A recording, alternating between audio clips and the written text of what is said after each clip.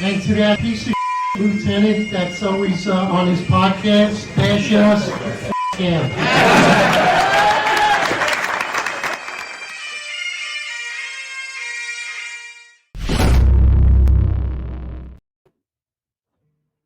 All right, everybody. Eric Dim, your most complained cop, NYPD. This is New York's Finest Retired Unfiltered Podcast. Of course, with me is the founder and the co-host of the podcast, John McCarry, retired lieutenant. And really excited about this show. We got a great guest. His name is Hector Bravo. He's from the West Coast of the USA, from California. And you know what? Listen, I said to John, we got to get this guy on. I kept seeing him emerge on social media. And I said, this guy is just like us, man. He talks like us. He sounds like us. He's cut from the same cloth. He's a combat veteran. He served in law enforcement. And he left his career early. So you know what, Hector, let's get right into it. If you could introduce yourself. Tell us a little bit about your career and how you got to the point of leaving your career and where you are at today. And of course, welcome, brother. Thank you. Cool. Yeah, first and foremost, thank you guys for having me on here. I got mad respect for all police and NYPD specifically, man. And we're definitely cut from the same cloth. I've been surrounding myself with like-minded individuals since I've been resigned a year and 5 months ago. So I grew up in Southern California, east of San Diego. On a border town of Mexico. So it kind of borders Mexico and Arizona, called Brawley, California, small town, man. Ain't nothing to do there. There's two prisons down there, Calipatria State Prison and Centinela State Prison. They were built in like the 90s, like 1992 and 1993. Since it's a small area and there's nothing to do besides get in trouble or join law enforcement, my dad actually started as a correctional officer in 1993 at one of those prisons. So naturally inclined to follow his footsteps and start a career. But in order for me to do that, I didn't have to join the military. I felt the call to serve our country. And this was before 9/11. This was junior year of high school. Because I graduated in 2002. This was junior year of high school. And the Marine recruiter came in and gave his little spiel. Long story short, I ended up going to the Army. You know, I failed the practice advent for the Marine Corps, and it was ridiculous, man. And I enlisted while I was still in high school. I was 17 years old, and that was the goal, man, to kill the time between the age of 17 and 21 so that I can join the California Department of Corrections. 9/11 went down. Like I said, I was already enlisted. And in 2004, I found myself in Iraq. How was that for you? What'd you do while you were in Iraq? Like, what was your assignment there? I was a grunt, dude.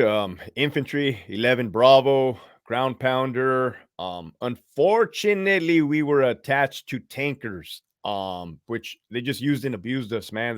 We were doing a lot. Us and the combat engineers. We were on a little base called FOB Palawada. It was named after Captain Palawada, who like a month before we showed up in country, he was killed in action on that FOB by indirect rocket fire. It was a 13-month deployment of going outside the wire, conducting QRF. Oh, man, driving on the side of the road, looking for bombs, and we found them. Raiding houses periodically, often in the night, 2 a.m. raids, kicking in doors, snatching up targets.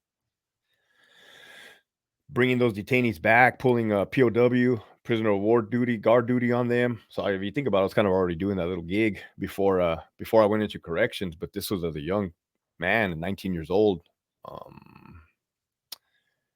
You know, it was Operation Iraqi Freedom from the year 2004, the whole entire year of 2004. So it was a lot of defense, getting hit by the enemy, the insurgents. Hey, brother, listen, thank you so much for your service. Again, I see so much of you and myself. You know, I actually served in the Marine Corps. I had to laugh when you said you didn't pass the ASVAB because usually everyone clowns on the Marines because, you know, the old joke is that we eat crayons and we can't read. But listen, I'm super impressed. I mean, you served, you know, about the same time that I did. I went to Iraq and actually, at first I landed in January of 2003 in Kuwait. At that time, they were trying to figure out what was going on with the UN. And eventually I went to Iraq. So we probably maybe crossed paths at some point. I spent most of my time in Basra So maybe we spent some, maybe we crossed paths, but it sounds like you were probably further north because I know most of the army was further north, maybe on Nazaré, and you probably stopped in Mosul, I'm going to assume. Well, I was in Balad. So Balad was 50 miles north of Baghdad. It was right in the middle of the Sunni Triangle. So you had Tikrit, which is Saddam's home. That's right. Yeah. To the north of us, Baghdad to the south, and then Fallujah to the west. We're right smack dab in the middle. Yeah, like I said, thank you so much. And here you are. We have a lot of similarities. So you served overseas, and then immediately you came home and you transitioned to Department of Corrections. And I myself, I went to the New York City Police Department. So tell us about your transition going from serving overseas, like I did, and then going into local law enforcement. What were your expectations in comparison to what you see now? Yeah, the problem was I did not automatically transition. There was like a 2-year hiring freeze for the department. So I was like on a 2-year waiting list. And let me tell you, dude, by the time I got back from Iraq, we got back in March of 05, June. 2 months later, I ETS'd out of the army. So if you think about it, I went straight from Iraq, straight to back home as a civilian, dude. This was 2005 when there was no awareness of mental health, post-traumatic stress disorder. There was no awareness at all. I went through it, man. I was probably the darkest time of my life, man. I went down a dark hole, dark path, man. A lot of self-medication, a lot of survivor's guilt, and this was all untreated at that time. All undiagnosed, untreated. Man, I just thought I had lost my mind. I thought I was an alien back home. I wasn't happy that I had made it back home alive. As a matter of fact, I was highly upset that my friends got killed over there, and I was here. I didn't feel grateful. Yeah, I mean, I think that's something that we're all going to have in common there. How'd you pull out of that at such a young age and then be able to go into, again, a hyper-vigilant state to where you're now a corrections officer? How'd you get yourself up to be mentally prepared, or was it an everyday battle for you? All the way up until the age of 26. So right now I currently have 13 years of sobriety. I got sober at the age of 26. And I joined the California Department of Correction at the age of 22. So from 22 to 26, I was still drinking. But what it looked like is I was like a 22-year-old kid, right? Like, but to be honest with you, man, I'm an alcoholic by definition. So of course I was always getting turned up, doing more than the average individual. It's like in my personality. But since I had the career, I had the home, I had the girl, I had the truck, on the outside, everything looked perfect. But on the inside, I was suffering because it was all untreated. I was masking it with alcohol. In 2009, while employed with the California Department of Corrections, I got a DUI. That did not stop me from drinking. But it was like, yeah, I was able to perform my duties, right, as a correctional officer. I wasn't wilding out on the job. I was showing up. What do you want to call that? A functioning alcoholic? But I really wasn't functioning. Like I said, I was a mess back home behind closed doors. It's interesting. It's interesting hearing this because I assumed that you transitioned immediately when you got home. So I'm so sorry to hear that you went through that. And it's interesting you say about medicating because I agree. I think that we all medicate in different ways. I know that my way of medicating is by being super busy and super occupied. That was always been my way. Like if I just keep myself being like do this and do that to the point where I don't really sleep at that point because I'm tired, but because I have to. I'm just so exhausted from doing everyday things. And I'm sorry that you went through all that. But as you went through that and you started to, like you said, get yourself functioning, going from and I'm curious because your mindset, I thought that the military and the police department would kind of be on par. I thought they would be parallel. I thought, oh, wow, when I was a Marine, I figured when I went to the police department, went to the police academy, I thought it's probably going to be the same thing, right? I mean, these guys are working in the streets of New York City. They got to be tough. So that's why I say, like, what was your expectations in comparison to the military to corrections, and what was your expectations, especially in comparison to now? My expectation was the same as yours, man. My expectation was the same as yours. They say it's a paramilitary law enforcement agency. Paramilitary to me means like, identical almost or similar. And no, it wasn't, man. It wasn't close. I mean, I was privileged enough to serve in 2004 with the unit and the brothers and the leaders that I served with, because it was perfect. It was perfect, man. They were the best leaders ever. They taught me leadership skills, and a lot of them were killed in action, man. A lot of them were killed in action. Total of 9. So when that is the bar, that is the high bar. That is the highest bar, right? That's my new standard. The standard is up here, man. California Department of Corrections is not that standard at all. Even dealing with criminals, felons, convicted felons, gang members, that's a whole nother, you got to navigate that. You got to use your verbal communication skills, because it doesn't matter how much firefight you've been in or IEDs you've been hit by. I mean, when you're surrounded and outnumbered 1 to 200, 1 to 300, 1 to 400, and you don't have a gun, there is no such thing as Billy Badass. So you learn to navigate that world. A lot of people ask me since I've been out and on the YouTube, they say like, hey, did being in the military prepare you for corrections? And what I thought about was, I think the exposure to violence, for sure, the exposure to violence, because blood is blood, a dead body is a dead body, knives are knives, and you get to be able to function and operate at that level of stress. What was the transition period like? What was it like? Walk us through like your first day as a correction officer, like your first few months. Like, what was that like? 22 years old, a little chubby. Okay, a lot chubby, because I let myself go from out of the military. I didn't have to PT. I didn't have to go to formation. Really no standard to hold myself to. And fortunate enough to work a level 4 general population yard. So in the California penal system, there's 4 levels. Level 1s, which are your like trustees, like your pretty much lowest level. Level 2, level 3, and then level 4 is your killers. I call them level 4 killers. And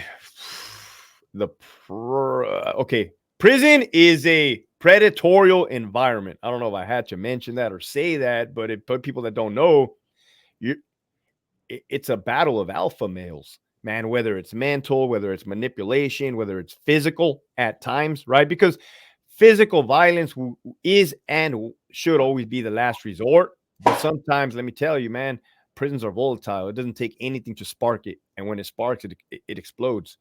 So I got tested, man. I got tested by these by these hardened criminals. I got tested.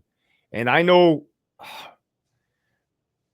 I mean, how I'm built and what you see in the movies is never good to be passive or to give in, right? Or to surrender. So of course I had to stand my ground. Another good fortunate part is 2007, 8.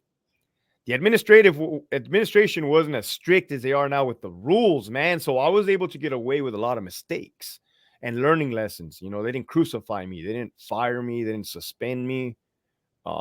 It was more of a slap on the wrist, like, hey, don't do that again, and here's why. So you're able to learn from that, and that goes for any law enforcement and or military unit. That's interesting that you say that, right? You learn from your mistakes. I mean, here you are, you're in a volatile environment, and even with your background, this is a new path, a new career, and a new set of skills that you have to learn, right? I think you do transition because in the military, you learn a hierarchy. You learn the skills of being on time and being dependable.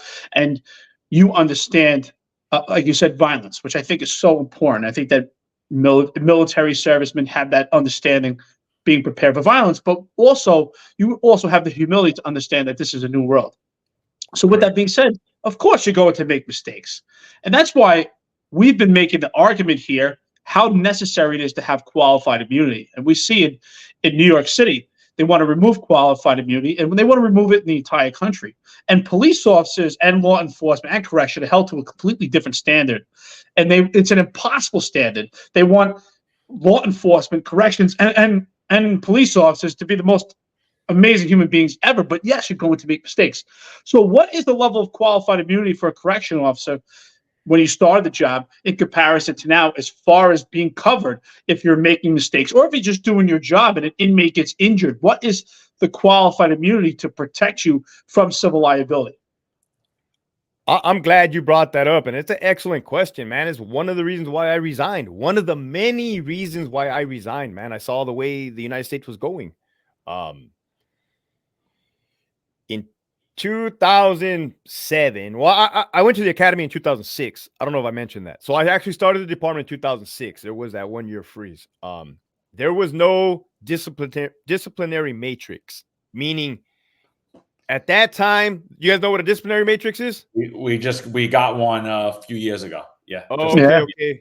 So at that time, there's 33 prisons in California. In 2006, every prison ran on its own. The wardens controlled their own prisons. There was no headquarters, no main brain to our headquarters in Sacramento. The headquarters administration is based out of Sacramento, California. In 2012, they brought on this computer system, man. Everybody, all prisons were tied together. So Sacramento had eyes on. They could see where every inmate was housed in any cell. They could see all the reports from the officers statewide, up and down the state at all 33 prisons. And when that happened, they kind of got the warden by the balls, man, at each prison, because they were. So again, back then, the wardens would, slap you on the wrist or sweep things under the rug. Whatever that warden decided to maintain his order, maintain his prison, right?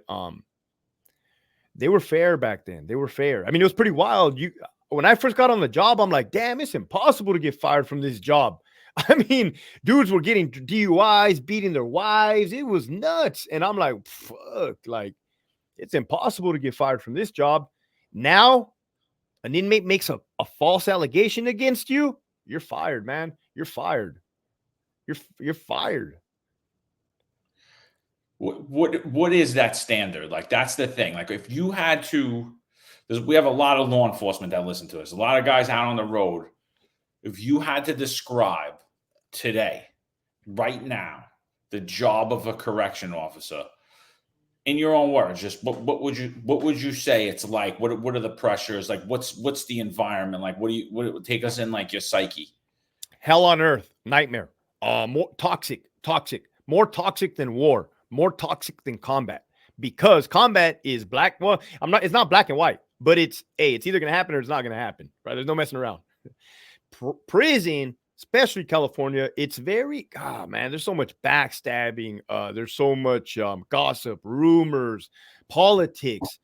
And I'm not talking about politics like president politics. I'm talking about like buddies or favoritism or agendas, agendas such as, hey, let's hire 30% females. And it's like, why are we hiring 30% females? Like, that's clearly an agenda. Like, can we not? Right? We've got so many problems over here. And, that is what fuels. So there is no consequences for the inmates, man. I think you were bringing up Rikers Island earlier, where they no longer lock them down in ADSEG. Well, they did away with our ADSEG. They actually renamed it after I resigned to restricted housing unit instead of administrative segregated housing unit. So they just put lipstick on a pig, called it something else. So in the past, if an inmate masturbated, didn't decent exposure, they would go to the hole. They would go to ADSEG. Now, something recently changed where they do not go to the hole. So I want you to imagine you being a female officer. You have an inmate exposing himself to you daily, and nothing's happening to him. I mean, he might be receiving a write-up, but he's not getting removed and consequences. What do you think that does to a predator's mind? It escalates. It escalates like, oh, if I could do this, I'm going to try to grope next time. I'm going to do this. And it does happen, man. It's extremely dangerous to perform your duties as a correctional officer right now in 2024. Extremely dangerous. And the level of candidates, I refer to them as Starbucks baristas. And there's no disrespect to Starbucks baristas, but everybody can visualize walking into a barista. Now imagine just slapping on a uniform and putting them in a prison. Like, that's what you have in there. Dude, first of all, you are so clear and concise, and I could tell that you were definitely an outstanding soldier, an outstanding correctional officer, and I could tell you were definitely a fantastic leader. And it's such a shame to see an alpha male as yourself. I feel like you mimic John and myself, and everything you speak of actually mimics what's going on in the NYPD. So Absolutely. it's obvious it's not just a problem that's to local politics. It's this is an epidemic in the entire country and just ripping at the entire law enforcement profession. Right. I mean, you just mentioned so much. There's so much to unpack here. So I want to unfold what you're saying here about the predatory behavior and de-escalation, because the politicians have no idea what de-escalation is. It's just a buzzword for them. And that's what we were talking about offline. So one of the enactments of legislation from the New York City Council is no more isolation. They have some isolation type cells where an inmate could be in there for a maximum of 4 hours for one period. But the caveat to it is it's the maximum of 12 hours per week. So do you put them in there for 2 hours because I want to save 10 hours for the week? How do you correct behavior in that position? I mean, obviously we know the politicians suffer from the Dunning-Kruger effect. They have no idea what it is to lock these people down.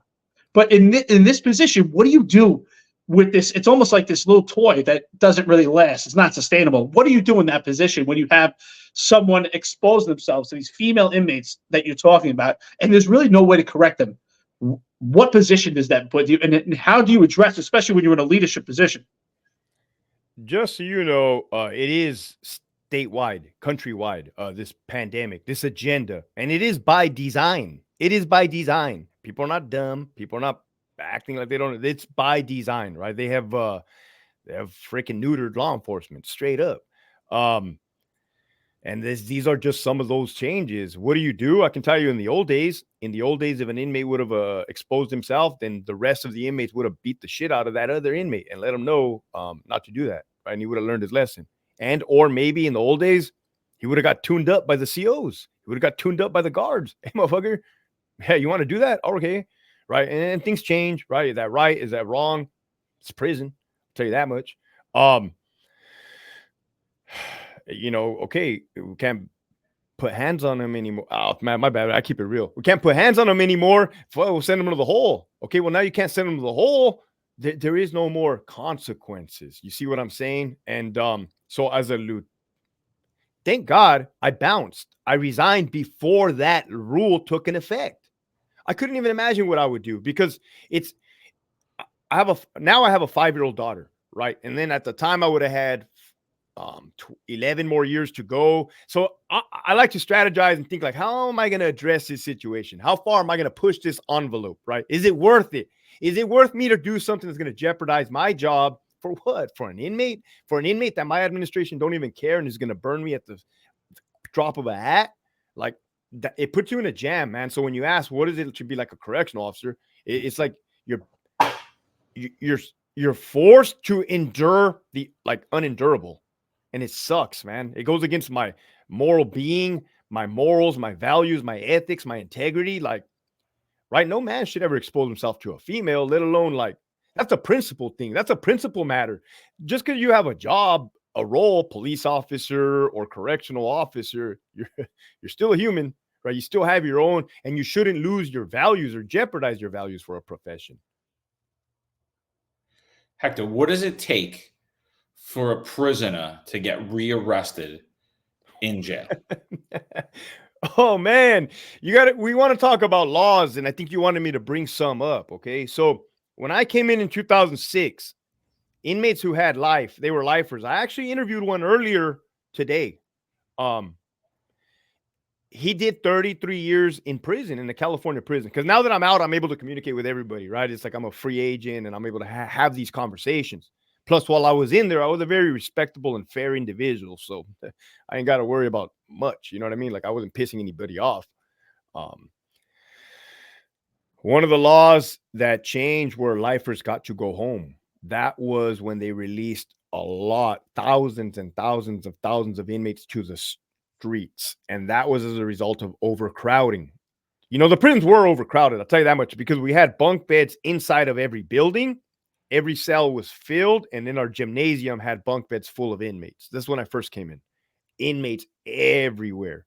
So when they released a lot to the streets, I saw the bunk beds went away.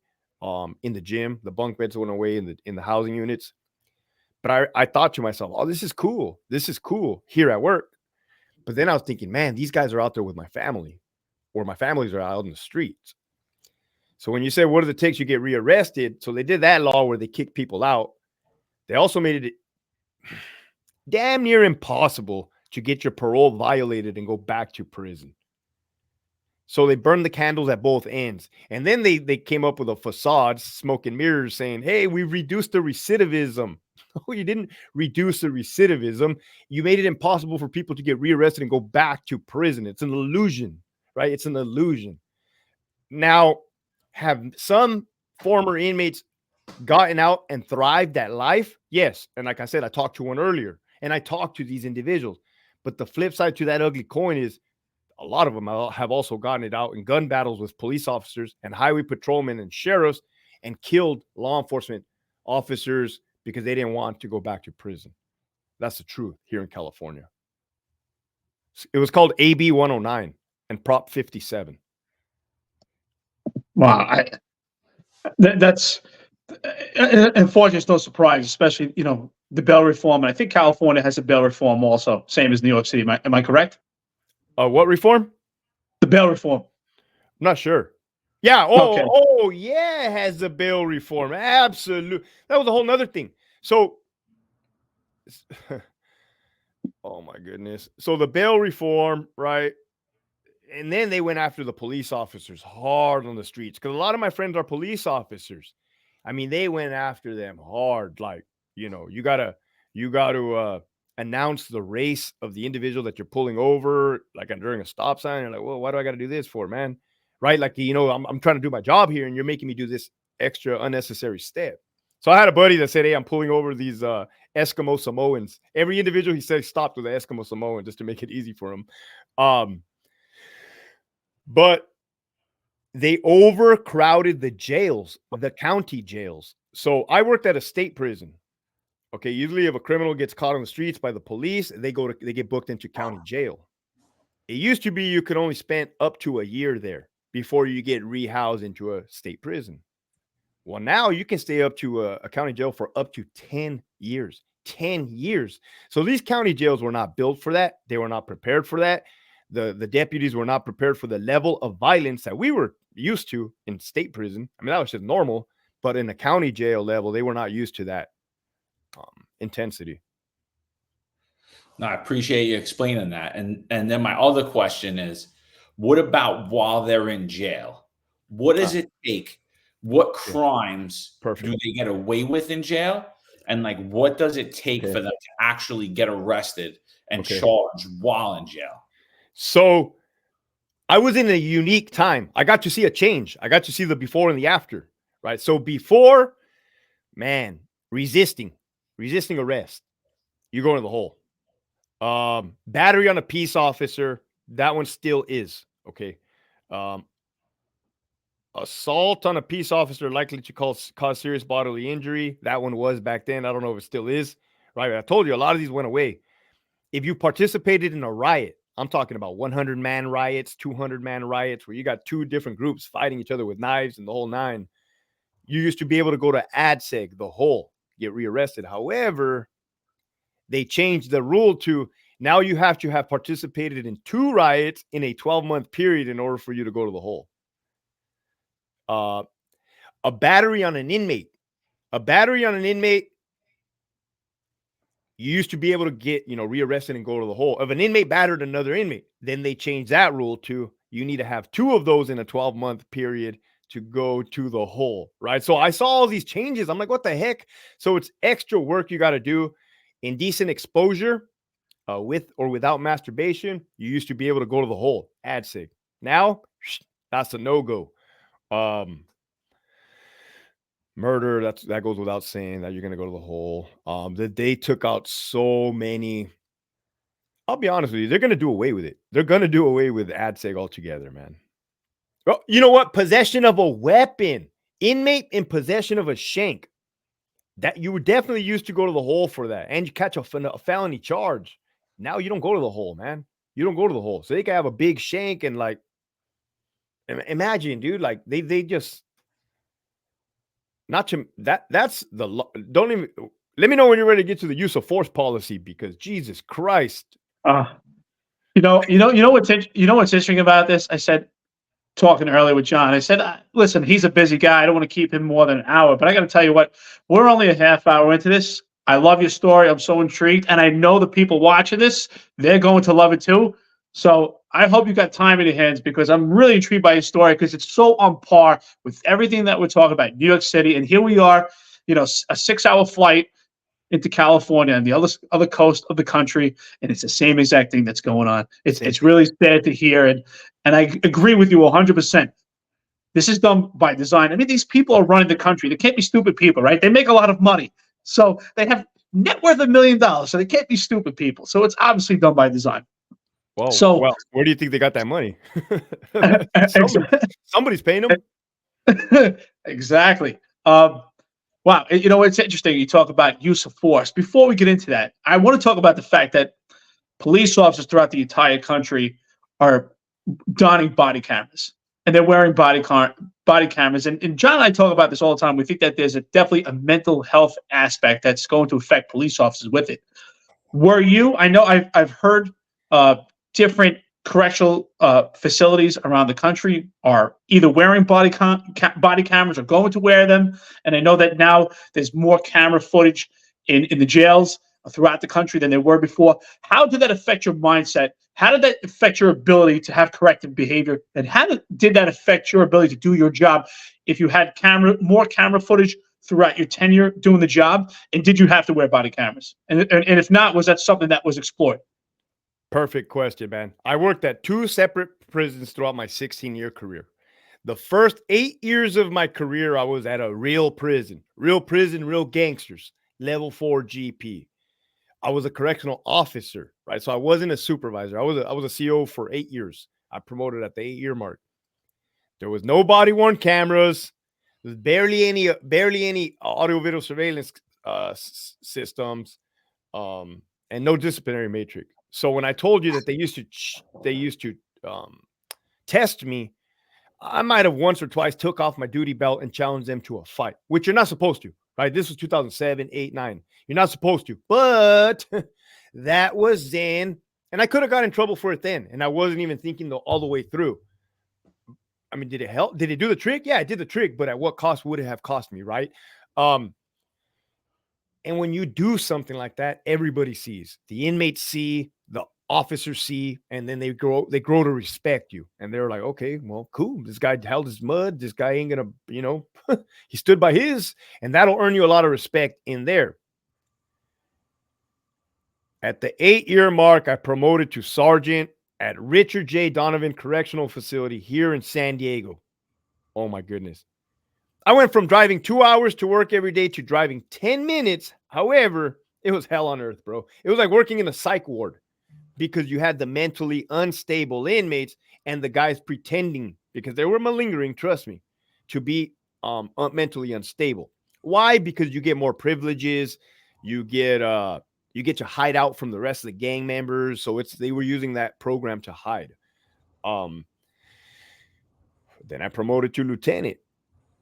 Then everything changed as far as policies. And then we were the first, I mean, this is history, unfortunately. We were the first California prison to get body-worn cameras. And it was because inmates did a massive lawsuit. A federal judge ordered this, saying that, alleging that the correctional officers were beating up disabled inmates, ADA inmates. So they rained down hard. They cracked down, like pretty much they assumed everybody was guilty, right? And I'm a firm believer in God put me in all these horrible places for a reason, right? So I can speak on it. But Jesus, man, like, luckily I was a lieutenant. I didn't have to wear a body-worn camera. It was sergeants and down, sergeants and officers. The iteration to us was, hey, the upper management is not going to spy on you guys. The upper management is not going to utilize that footage against you guys. And it's only going to review camera if there's a triggering event. They're like, okay, what the fuck is a triggering event? Oh, if there's an incident, if there's use of force, if maybe if there's an allegation. But let me tell you what happened immediately. Immediately, you had the warden and the chief deputy warden spying on officers, like voyeurism, like something sick, disgusting. I'm telling you. And you got to understand, I'm employed at the time. So I'm like disgusted, feeling this is a civil rights violation. And of course, unions don't matter. EEO complaints don't matter. Office of Internal Affairs don't matter. And I say this because we used all of our avenues and it all fell on deaf ears, where ultimately I had to come out and spill the beans on YouTube, and they were writing up officers for cursing, for saying bad words on camera. It was disgusting, man. It was disgusting. It was during COVID. It was a really bad time, man, where you had to mandate wear your mask. There was an inmate that punched a correctional officer right in the face, right in the nose, busted his nose, broke his nose. And you can see from the body-worn camera, you can see the blood just gushing, dripping down. Well, an officer responded running to the alarm because he heard the alarm, the call for help. While they were reviewing that use of force, one of the managers saw that the responding officer had his COVID mask down. He said, write that officer up. He's not properly wearing his COVID mask. And this is the disgusting stuff that I was sitting with in my heart and in my soul. So 0 repercussions for inmates, and then impossible standards for correction. It sounds like the NYPD. It sounds exactly like the NYPD. Could you walk us through the disciplinary matrix, your disciplinary matrix, and what things that you were like, I cannot believe I'm reading this, and then were the inmates aware of this, and did they use it to emasculate you? So the matrix is actually a fair matrix. The actual matrix, if applied correctly, right, without an agenda, without personal goals or self-preservation or, stepping on people, it ranges from the number 1 to the number 9. A number 1 is a letter of reprimand, meaning you're going to get a write-up in your file. Stays in there for 3 years. A number 9 is termination, dismissal from the department. You're getting fucking shit-canned. You're getting fired. And then there's your in-betweens, your suspensions, your demotions. Like a number 8 is a demotion. And it has pretty much every listable thing that a person could get in trouble for. Driving under the influence. And I think back then it was a 5, a 6. You know what I mean? On the matrix. So you're probably going to get 10-day suspension or something like that. Domestic violence will, if you get a felony, you're automatically disqualified because of the felony conviction, and you can't possess a firearm. But man, I was going somewhere with this, dude. It was good because you were talking about the disciplinary matrix. Well, I'm saying, like at work stuff, like you dealing with inmates. Like, what was the stuff that was real restrictive? So the way I'm built, man, I don't know if you guys did this. So since I knew there was a disciplinary matrix, right? I made a cheat sheet. And I did all the number 9s. I listed them. I said, well, I'm not doing any of these, right? Because I know that these are automatically going to get me fired, right? So all I got to do is not do this, and I'm not going to get fired, right? So then I'm like, when I promoted and I knew that number 8 was going to get me demoted, I'm like, oh, I don't really feel like getting demoted, so I ain't doing any of these. And it's like one of my buddies told me, he's like, hey, in the Army, they used to tell you do what your pockets can afford. I'm like, well, fuck, I could afford to do all the way up to a 7, a 6, man, because that's the boundaries that I gave myself. Now, was I purposely violating policy? Absolutely not. Absolutely not. I would be a fool to do that. Plus, I was a supervisor, had to ensure that my staff members were within policy and not let them get in a jam.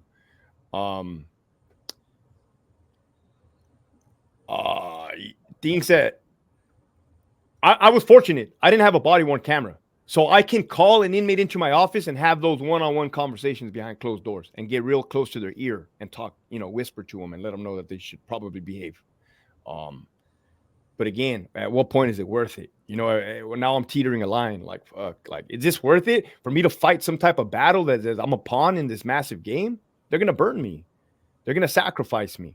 Now for the officers, nah, man, you'll have an inmate cussing them out, calling them the B word, stepping to within, presenting an imminent threat, getting within their personal safety, and the officers not acting, so much so that the inmates become emboldened and then start physically assaulting them, slapping them, punching them, spitting on them, stabbing them. I seen it. I responded.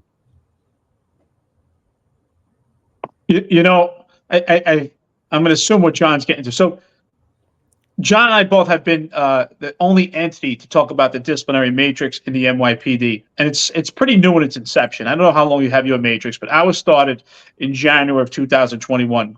Before that, it was a different model of discipline, and discipline I think was always well controlled in New York City Police Department. New York City Police Department is the most restrained police department in the entire country. It's always very important to protect the patch, be a good representation of the police department.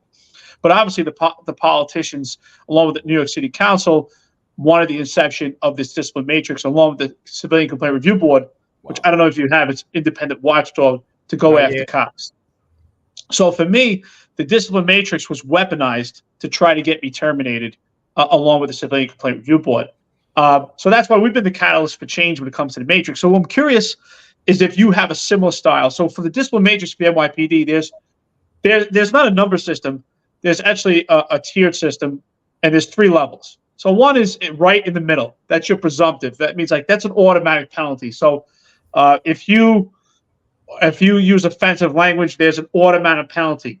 Now they have almost like 2 different columns. There's aggravating factors. So if you're a lieutenant like you were, if you have time on the job, experience, right, that could be an aggravating factor to be used against you. But what I'm curious is if you have also, and that's what was used against me, my time and rank. Try to use that against me. But we also have what's called the mitigating factors. So that means you did the infraction, but there's the perpetrator resisted. So they'll use the mitigating factor against you. But what we have noticed is the only law enforcement officers that actually get the mitigating factors are the ones that are in the right circle. So we've noticed that it's been it's been deteriorated with nepotism. Absolutely. So is that something also? Could you talk on that? Sure. Yeah. So we have aggravating factors as well and mitigating factors. Your time in service, your experience, you should have known better, you're new.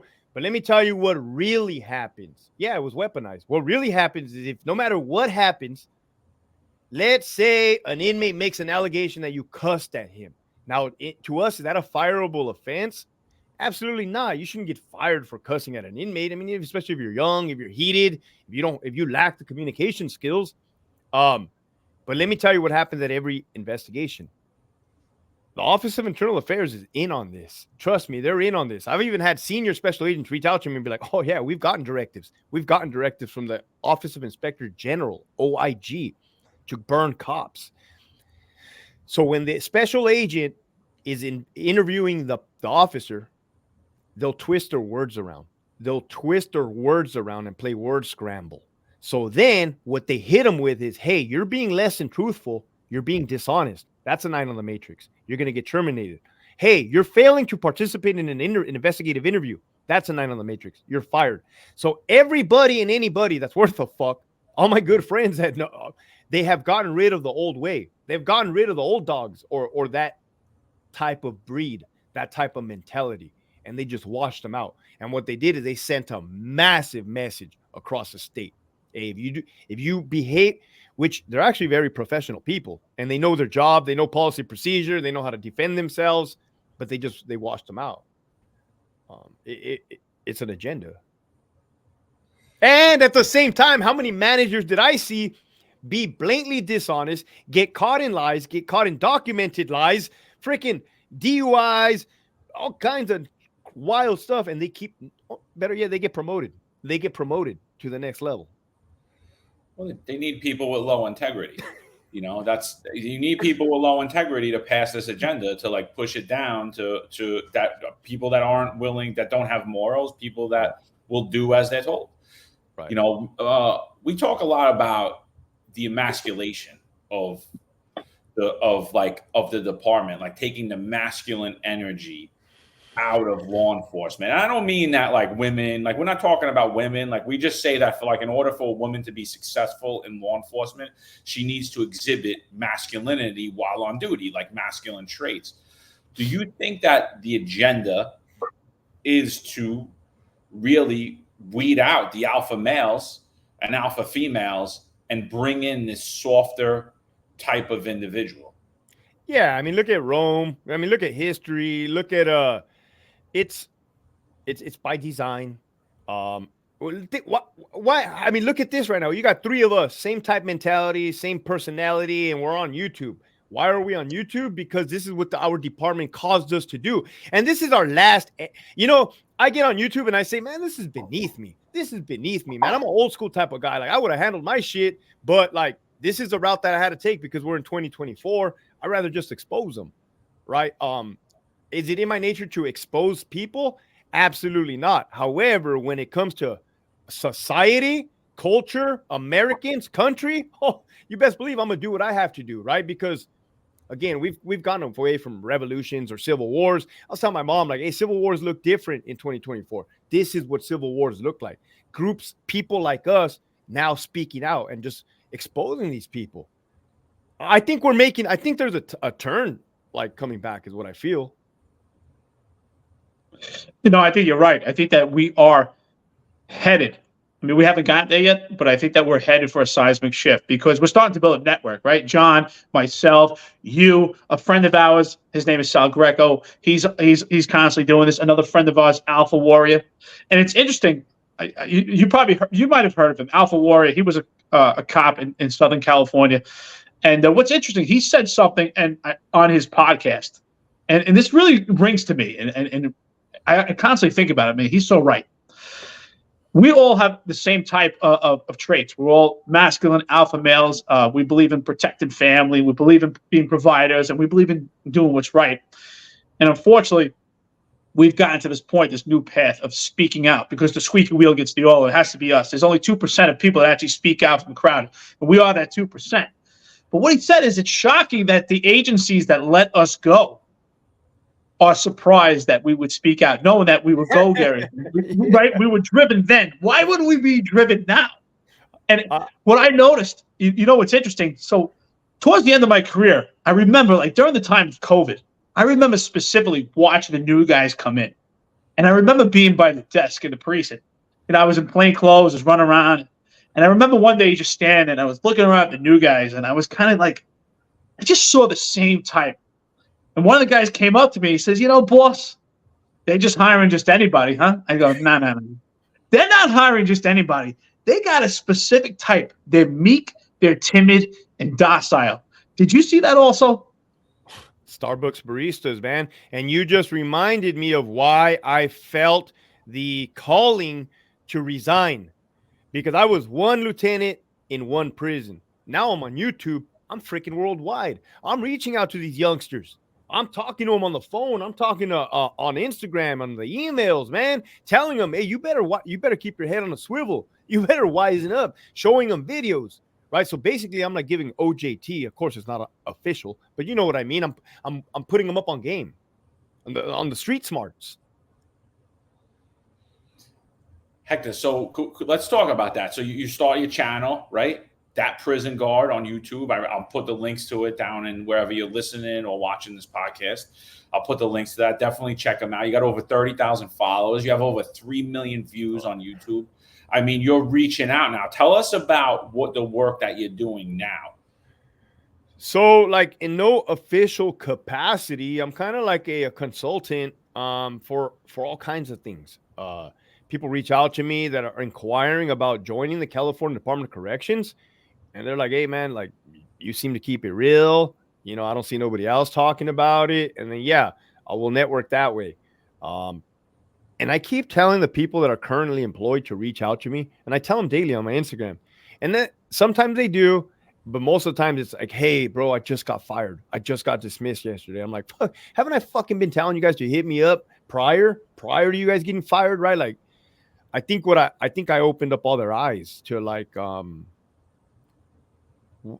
that it is a big problem, not just isolated to each prison, right? It's happening, and it's happening all the way in New York. It's happening in every state. Because I talk to people in numerous states, Arizona, Nevada, Florida.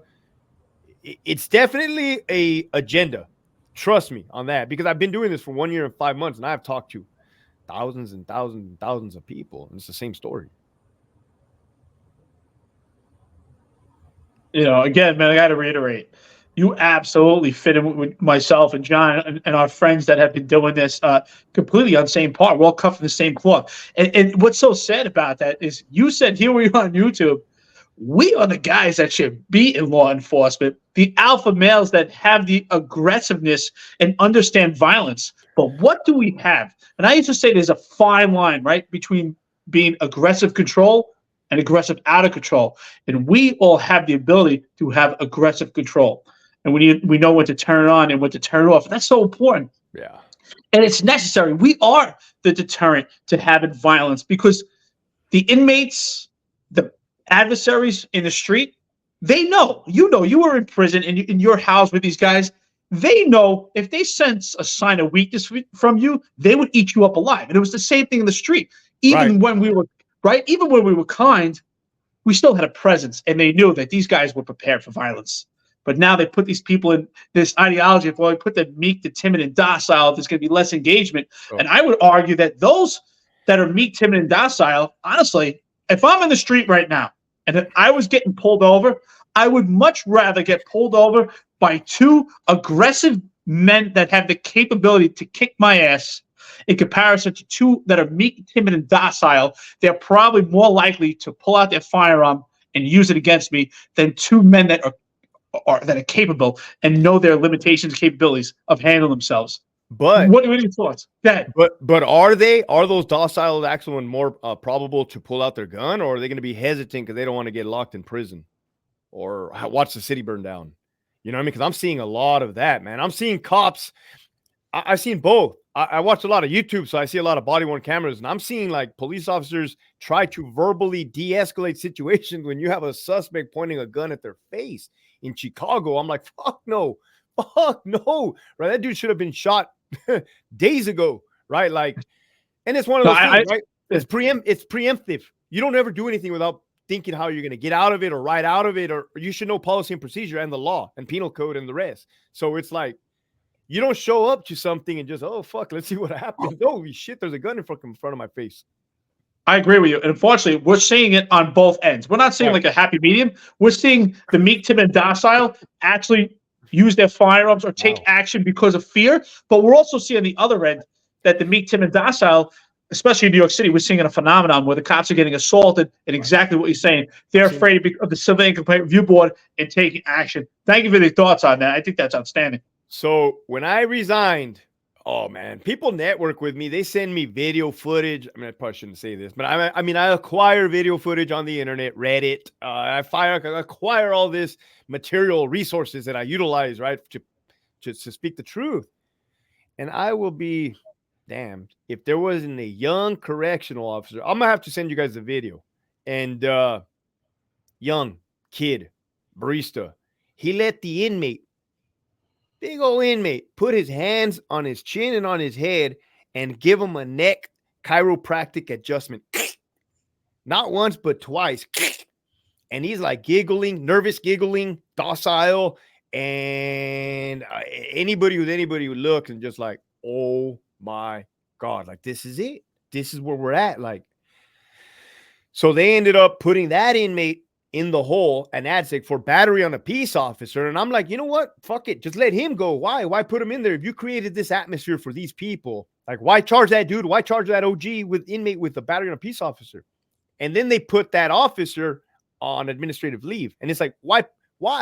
Clearly you're fucking preaching two different wrong things here, man. You're just making a mess out of things, but that's where we're at, man. Let me tell you something. As a lieutenant, back in the old days, man, you used to look out for your lieutenant. You wanted to protect him, let him just drink his coffee, be in his office.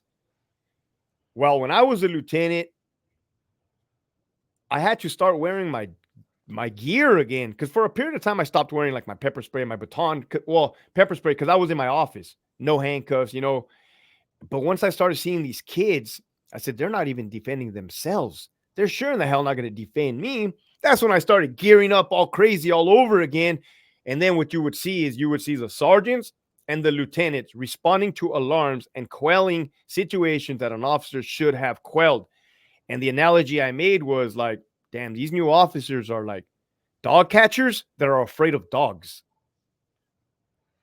That's exactly what the police department has now. They have cops that don't want to arrest people. And it's like, why do I got to do that? It's like, what? What? Can you talk to us about some of your challenges as a supervisor? Like how was it like dealing with, like what were your like your biggest challenges?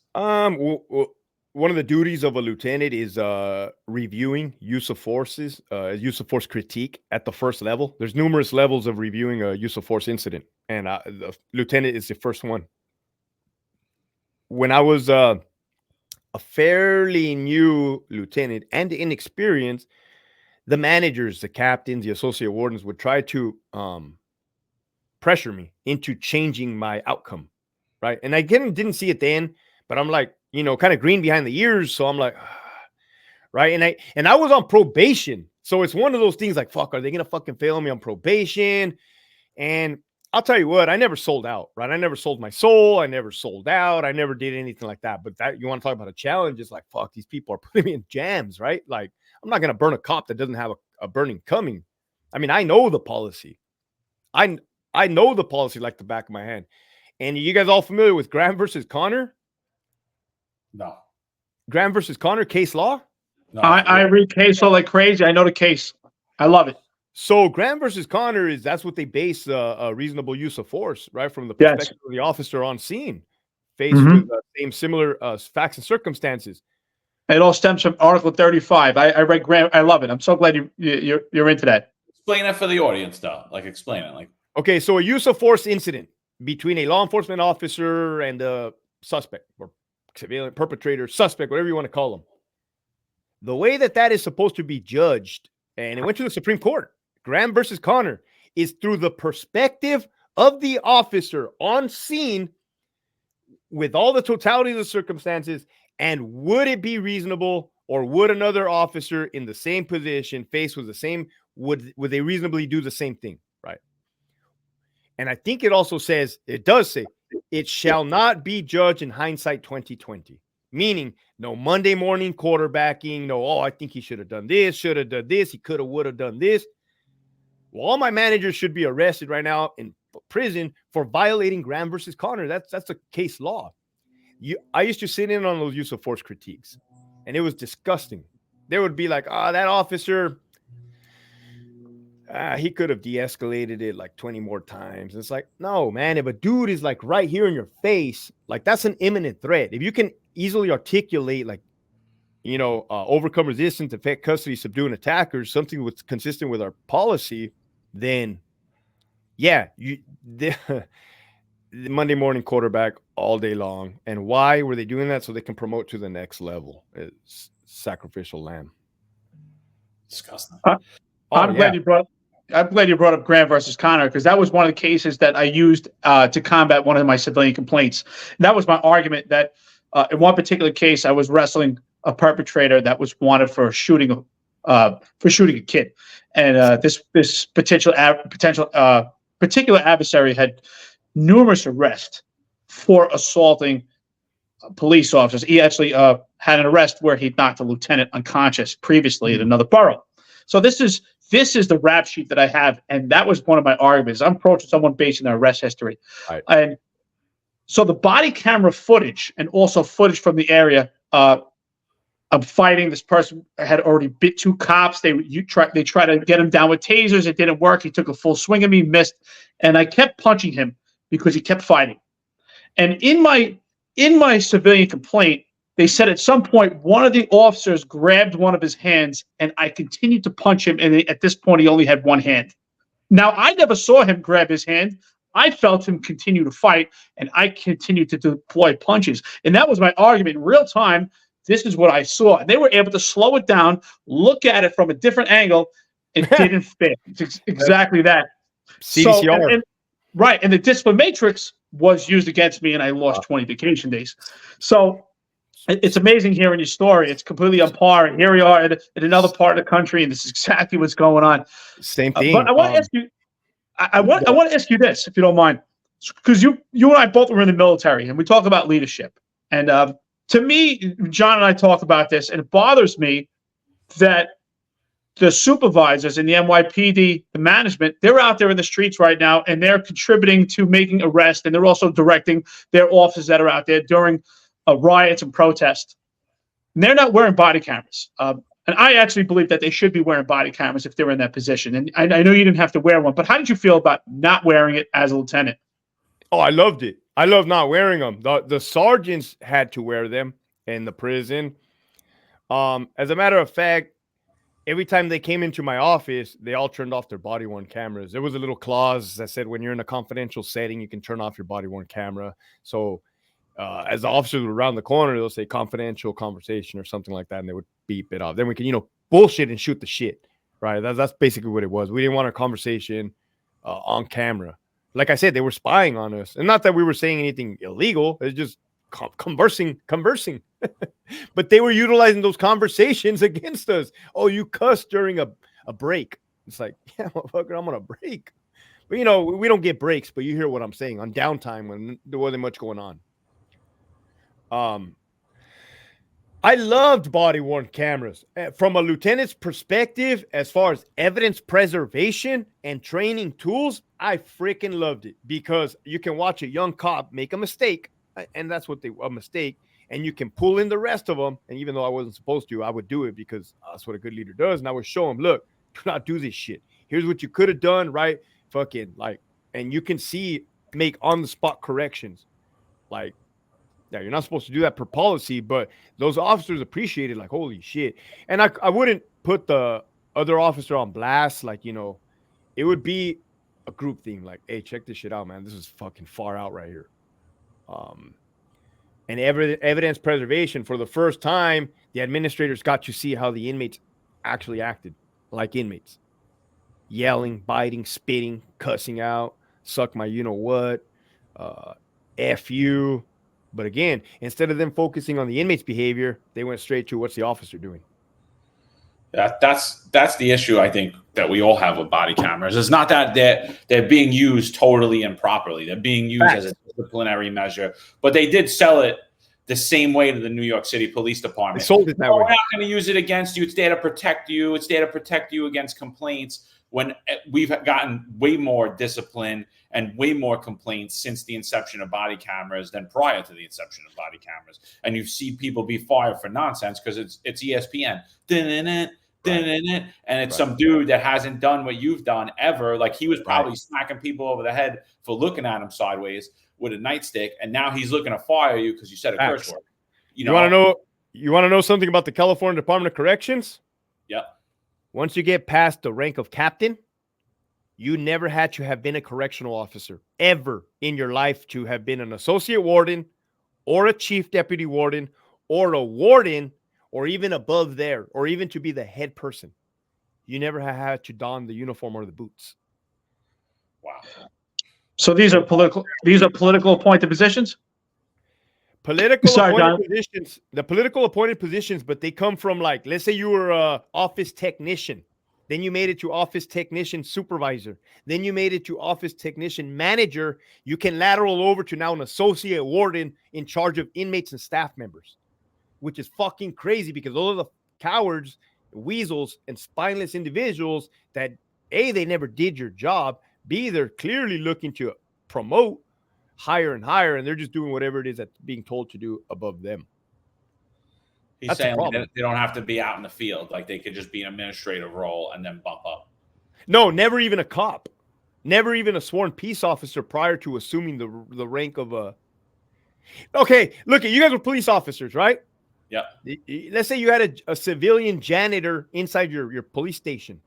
Gotcha. Let's say one day they blessed him, and next thing you know, he is the chief of your police department. That's what it's like here in California. It's the same thing that's going on in New York City Police. There's commissioners that they were civilians. They were secretaries. They were administrative assistants. I'm glad we can laugh about this now because I ain't in there. No, same exact. John, someone comes to mind? I like 20 people actually just came to my mind. I'm not even kidding. I was thinking the same thing, man. I'm thinking the names. They're just going across my head as you're talking. Like, oh, this person, that person. But yeah, I mean, it's just crazy that these same things are happening throughout the country. And, it's really crazy. I mean, we're talking about use of force. It's the same thing. It's really interesting to me because I always felt the same way. When you're a new supervisor, it's almost like you're stuck in a situation where you're almost like you want to be a good leader because we know what it is. We were in the military. We know what it is to be a good leader. But then you're also compelled to follow politics. And there's certain things they kind of push down on you to make certain decisions. I see you shaking your head.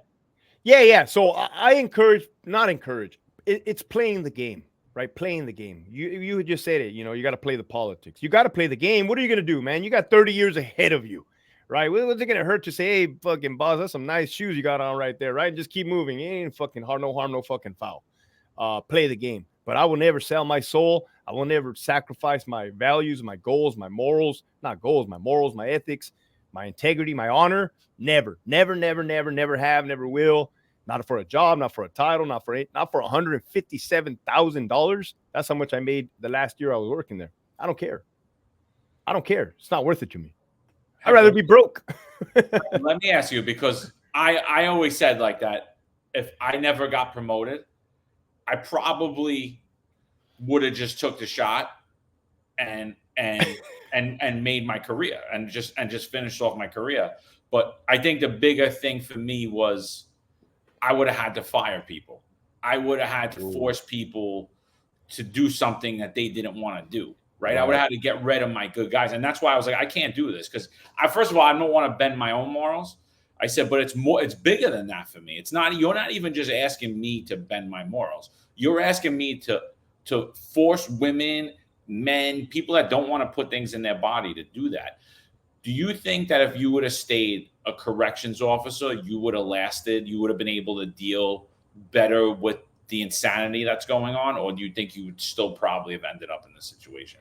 No, being a lieutenant, definitely I never mentioned I was a public information officer. So I was a PIO.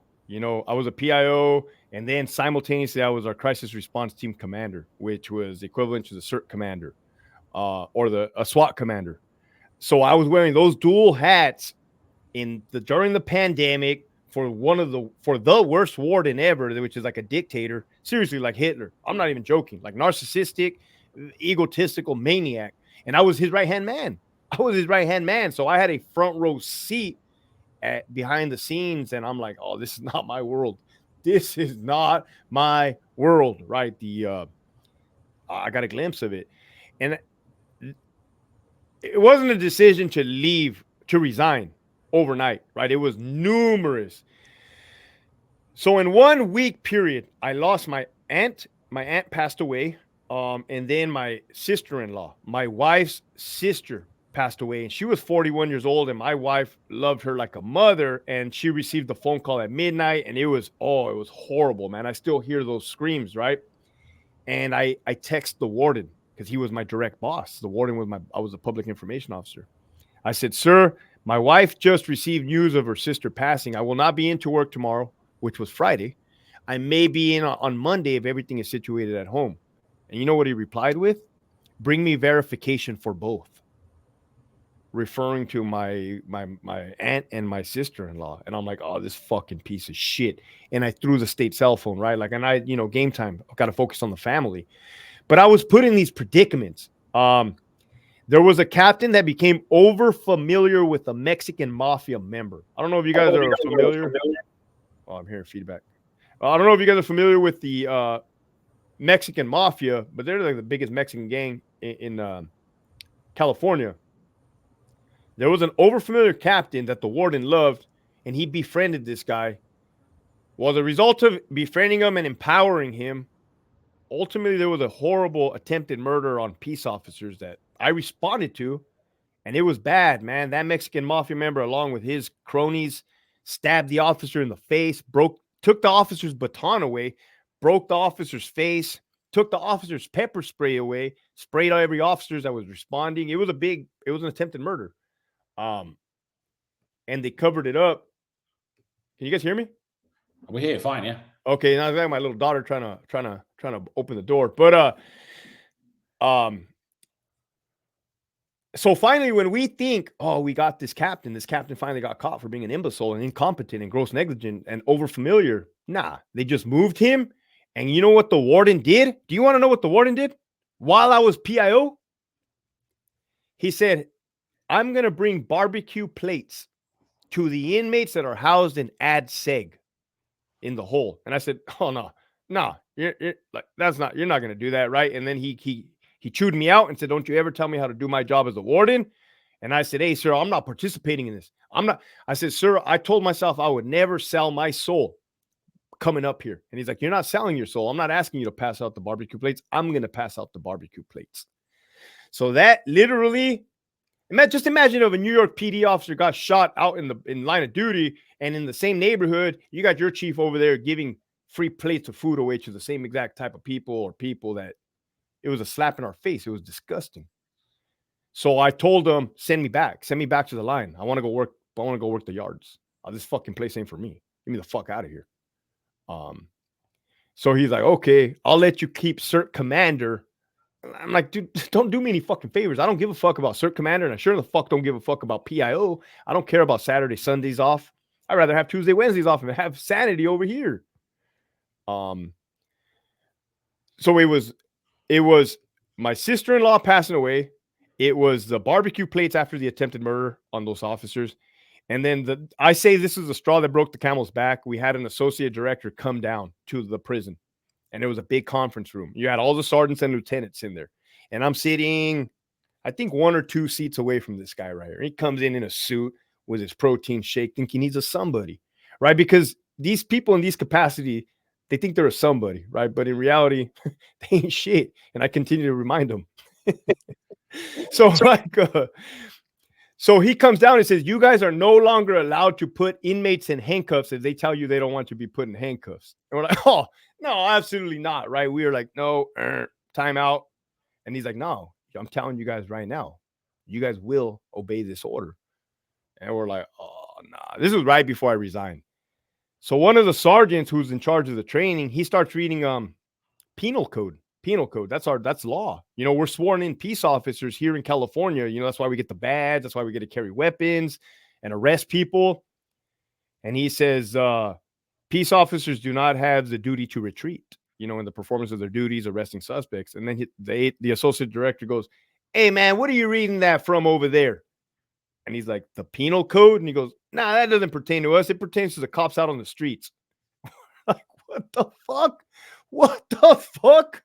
Like, this was an associate director. After that, I knew I got to go. I'm out of here. You know, man, I'm not saying this to be facetious. I literally mean it. I admire you, brother. And I admire John. And that's why John and I teamed up to do this podcast, because we are like minds. I mean, we really are cut from the same cloth. I mean, we all stood on moral principle. John, you know, John had an opportunity. John could have had just said, you know what? All right, you want to give me this vaccine? I'll take it. And I'll still have, you know, I could take a test. I can get promoted and I can support my family. And you could have said, you know what? All right, I'll suck this up. I'll play this stupid game. I'll spend 13 years, but you had moral principle. Same thing for me. I was attacked by a civilian complaint review board. And I was offered, you know what? Listen, you can't do the street anymore, but we'll put you in intelligence, or we'll give you the detective squad. You know, you just gotta kind of like disappear a little bit. You know, we'll just kind of hide you a little bit. So if I was willing to just be, you know, just kind of be invisible and insignificant, but I knew I couldn't do what I was paid and trained to do anymore. Right. Like, you know, it's just crazy. So while all this is going on, I'm curious. So John and I, we talk about this on the podcast a lot, about the role of the unions and what they've done. We've been attacked by the unions for being expressive. Do you have much union involvement in the correction system where you are? Were you part of the union? And if so, what is the role of the union? And did they help it out at all, if so? So our union is called CCPOA, California Corrections Peace Officer Association. You pay $100 a month of union dues, okay? While I was still on the job, my vision was small, okay? I actually believed that the union was worth a fuck. I actually believe that the union was on our side. I actually believe that the union was probably being overpowered by the system, the machine, the administration. And yeah, what you get with your $100 is you get a little fucking calendar. You get a little calendar once a year.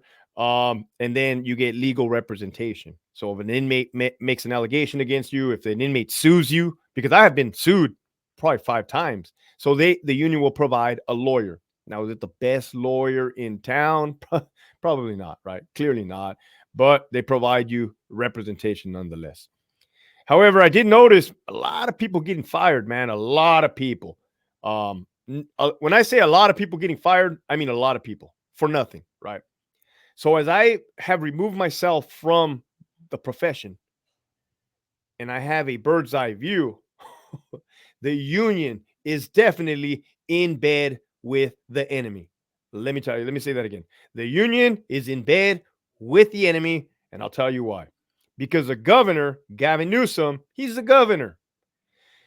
You know, California Department of Corrections is the third largest law enforcement agency in the United States. I want to say it's NYPD, Border Patrol, and then CDCR. I want to say in that order.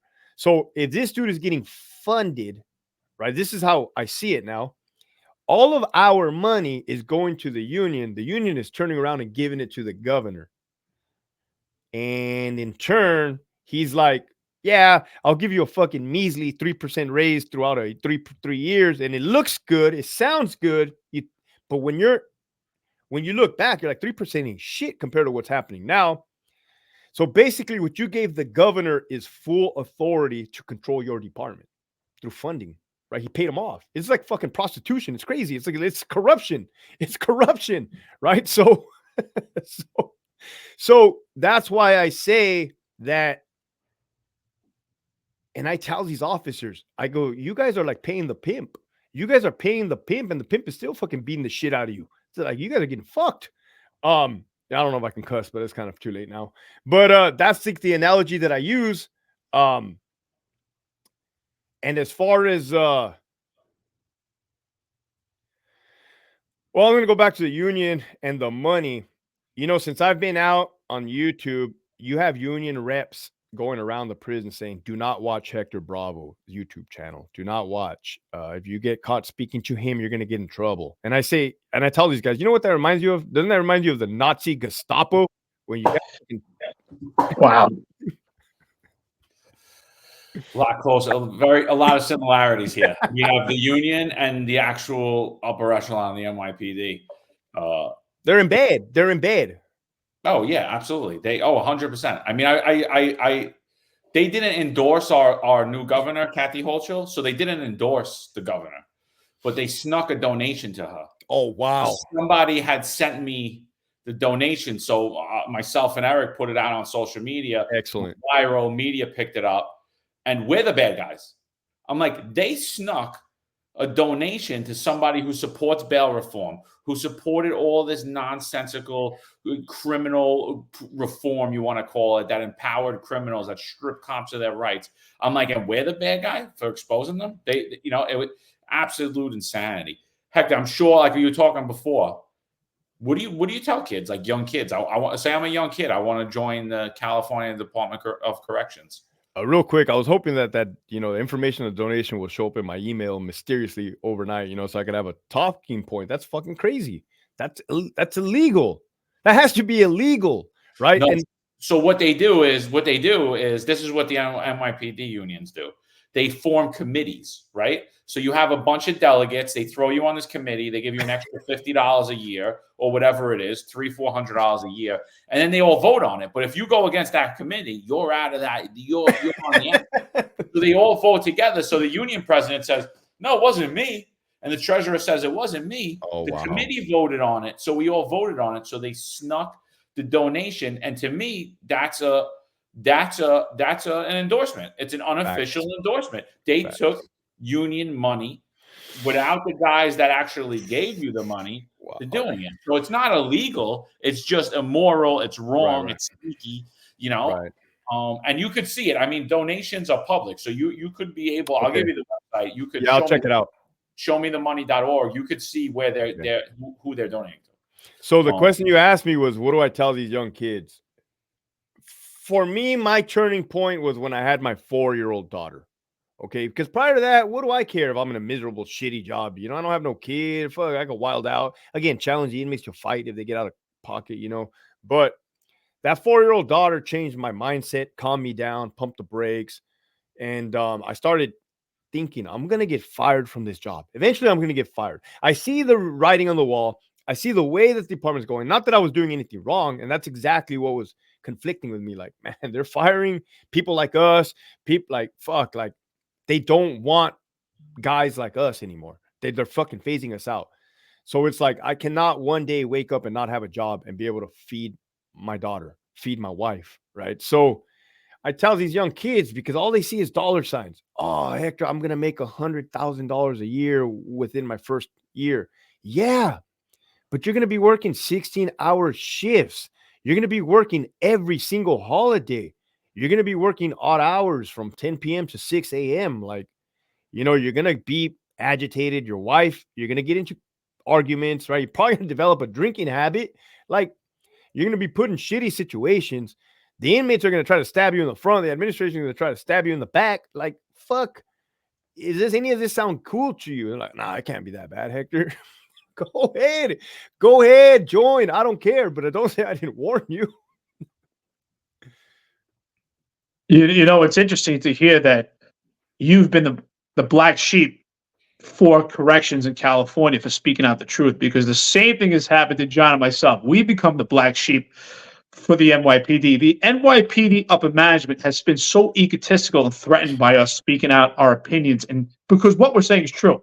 Right. In reality, we say, you caused this. Listen, if John and I were still employed by the New York City Police Department, it was the job it was supposed to be, well, we wouldn't be speaking out and speaking the truth, which needs to be said. But we've been the black sheep also. We've been attacked. We've been attacked by the upper echelon through social media. We've literally been threatened. We get prank phone calls. We've had all kinds of threats on social media, including our family, our kids. We get prank phone calls on our phones. It's gotten to the point, the same thing, the upper echelon, the police department has actually enacted policy where they can't watch, where the members of the police department can't watch we can't watch YouTube, we can't watch social media while they're working, because really it's an attack on this podcast. And everyone knows, we speak to different independent sources, they're scared to actually like our stuff, or they're scared to subscribe to it. So I know you're experiencing the same thing. So you know what? So what kind of relationship do you have? It sounds like most of the guys are probably in support of you, because there's so unfortunately most of the people we speak to, it's kind of in code, and we'll keep everyone anonymous. And it's if you could speak on that, sure. Yeah, can I ask you guys how long you've been doing this? Because I want to know what's in store for me, right? Because my department has yet to act on me, but I feel like it's gonna happen at some point. I mean, did they try to go after you guys at all for like slander or defamation or anything crazy like that? I know they explored their legal options. I personally think that we both are under criminal investigation at this point right now. We've only been doing this about a year and a half. We do a lot of satirical memes that we post on our Instagram, but they're public figures. So, but it's funny, like we first started receiving threats from their team, not really threats, but like, oh, come fight me. But from like identified cops that like, they don't do that because the department's social media policy, they crush people. So it was all one guys. It was a captain, a lieutenant, sergeants, and a bunch of detectives and cops, all from the same unit. But it was also their legal team. They all came on one post where I invited the one of the chiefs to come onto the podcast. So they all came on one post. They're defaming us. They're slandering us. They're making up lies about me and Eric. They're saying unprofessional things about our wives. Come fight us. Ridiculous things. I let it blow off because they're a bunch of young guys. I talked to the captain in private, and I'm just like, what are you doing? Like, what are you doing? Like, you're a loser, Right. And we kind of blow it off. But then we get another guy on our podcast, Sal Greco. He was fired because he's friends with Roger Stone and a supporter of Donald Trump. They literally fire him because of his political affiliation. The kid does nothing wrong. They terminate him just based on, oh, he's friends with the orange man. Let's get rid of him. Bad orange man. So they fire this kid. They terminate him. We have him on the show. He exposes, hey, they fired me, but they hang out at this bar with this criminal, right? and they're selling drugs, and there's prostitution, and there's all this other stuff. So he exposes that on the show. The dude, the wannabe mobster that owns the place, contacts me, threatens me. Upper echelon gives them the name, so they send the mobster after us. And then after that, we start getting fake attacks from fake accounts where they're Right. threatening myself and Eric's children. Right. And then we went and filed formal complaints, and we retained an attorney at this point, and Right. now it's backed off. But I do believe that if we didn't do that, we probably would have already been met with a charge. But 1,000%, they explored those options. But again, we're giving opinion. Okay, right. We're giving opinion. So, no, I mean, that's good to hear, because I've been doing this probably just as long as you guys have. 1 year and 5 months exactly. 1 year and 5 months. I pre-planned this. I know we were talking about why did I go by Bravo? That's my middle name. And I I'm not impulsive, right? I strategically planned my exit. I opened up an LLC. I got my guard card in the event I needed to go become a security guard overnight, or to make ends meet until I got to do what I got to do to provide for the family. So it's been 97% supportive from across the troops. Yep. Officers, sergeants, lieutenants. Of course, there's people that don't like me. Even the people that like me, they say, Hector, you're wild, but everything you say is true. And I was thinking about that today. I'm like, when does the truth become wild? Shouldn't lies become wild? Like, I was thinking about that. Like, we need to get it back to where the truth is the truth, where it's normal. And I've been kind of anticipating. I've been waiting for the hammer to drop, so to say, on maybe some type of legal action. But I'm so smart that I have everything documented. I literally have filing cabinets of documentation of every complaint I did and other people did within the department that failed and fell on deaf ears. So it's like, hey, you left me no choice but to be quote unquote whistleblower, which is also a whistleblower act that protects people. So I'm kind of running with that too. Like, hey man, I'm a journalist, I'm a whistleblower, I'm a civilian, I'm doing my thing over here, man. Don't mind me. Now I know they don't like it.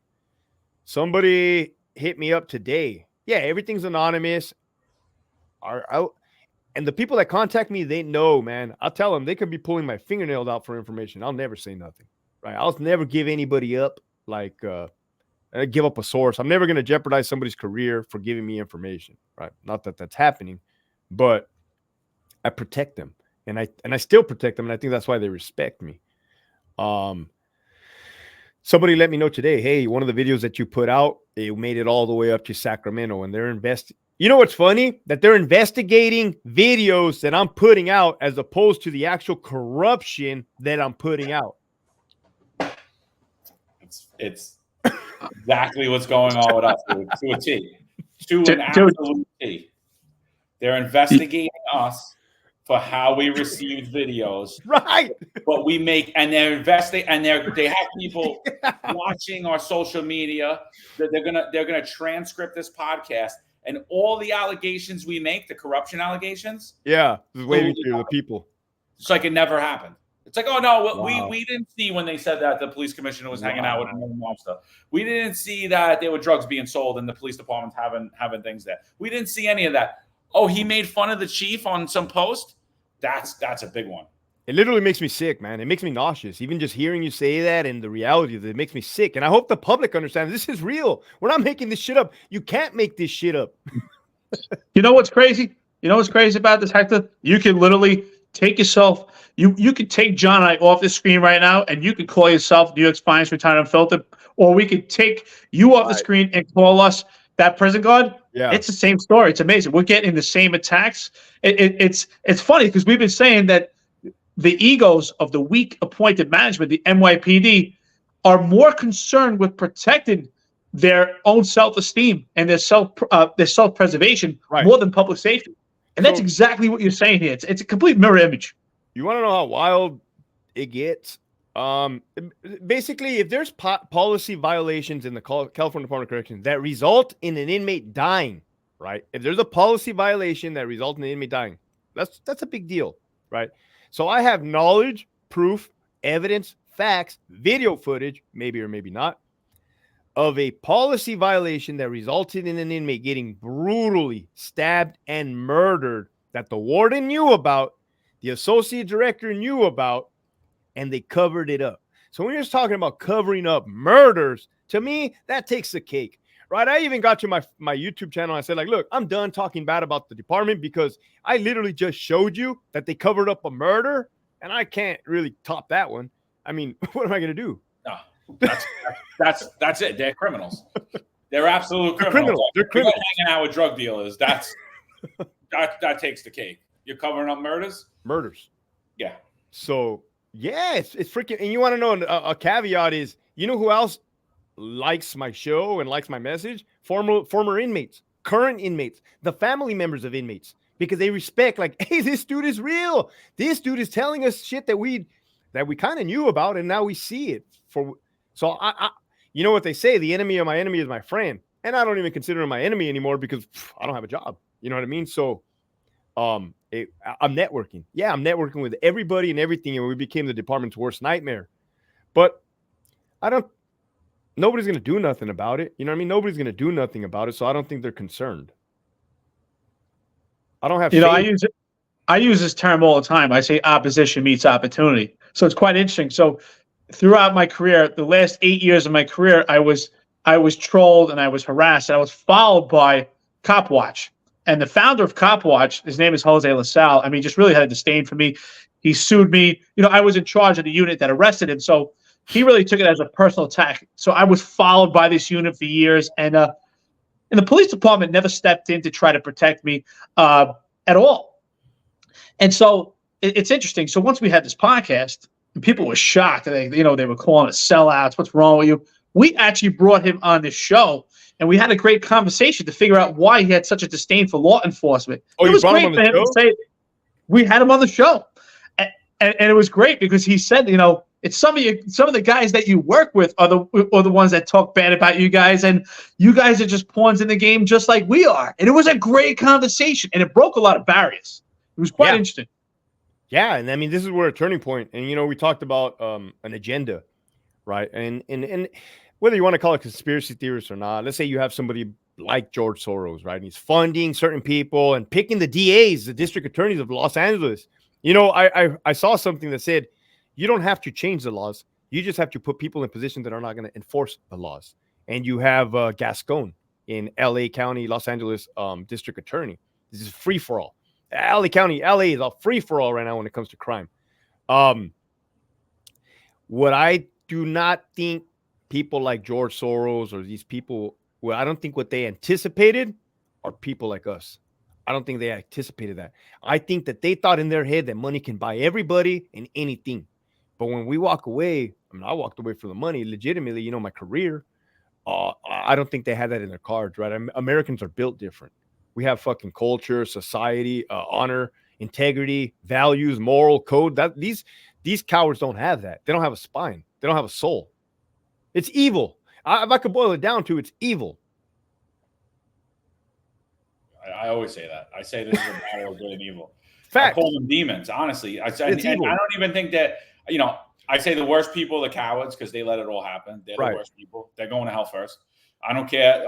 Oh, he's a nice guy. I don't care. He's going to hell first. He let the demon do all this stuff to his children, to society. Then there's people that are just infected with the spirit. I think this really is a spiritual battle. It is. It really is. It absolutely is. It's a David and Goliath battle. It is. But David's the guy that ran everything. So he ran everything, and you let David run, and you let all these Davids run, and they were the people. They were the most competent people. They were the bravest, the most competent, the people that the guys respected, the people that were your number one recruiters for your organization, that the people looked up to, that got along with the people out on the street or in the cells, that really brought a calming presence. So, I mean, there is definitely an agenda across this country. We always ask retired guys two things. We always ask them two questions. At the time you went on California Corrections, at that time, you're the same age. I bring you back there. Do you do it again? At that time, at that age, yeah. Yes. Now I bring you to your age. I bring you to back to that age. But now, with all the policy, do you join now? I'll fucking go work at McDonald's. I swear, I'll go work at Target. I'll go work where my life is not on the line. Right? I'll go for nothing. You know what I mean? I'll go work somewhere else, man. It's not worth it. For what? You know what's funny, Hector? I'm going to assume that you're probably similar age to myself and John. We're all pretty much close in age. It's funny because the three of us have the same traits, right? We all take pride in still staying in shape, because I know you always talk about training and you always talk about the mindset. I'm big into mindset. I'm big into training. John's always big into training. You train. We all train. We're all able bodies. And arguably, I'm not knocking some of these kids, but some of these kids don't have that mindset. They're not in shape. They don't have that mindset.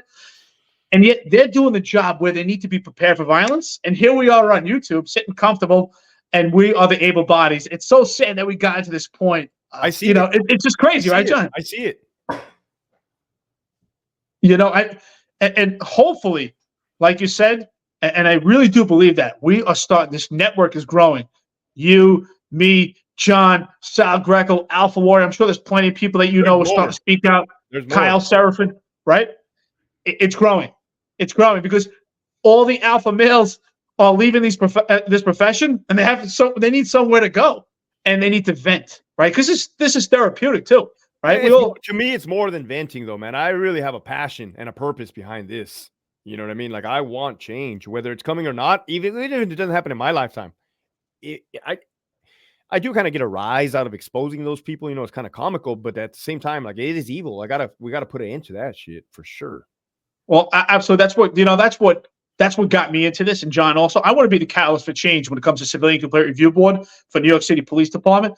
And I want to be the catalyst for change for the discipline matrix. And that's how we started. But now it's gotten to the point, I didn't think that, when John and I got together, I didn't think it would ferment to this. Now it's at the point where we want change on the national level. We want to have that network, being friends with people like you, and we want change for America. I serve my country just like you, and sometimes I say to John, I'm like, I can't believe I served this country. Like, how the hell did we get here? Like, I was a United States Marine. I was a combat veteran. So are you. I'm like, that's not the same America when I went overseas that's going on right now. This is not the same country I put the uniform out for. But you got to remember the oath we took to protect it against enemies foreign and domestic.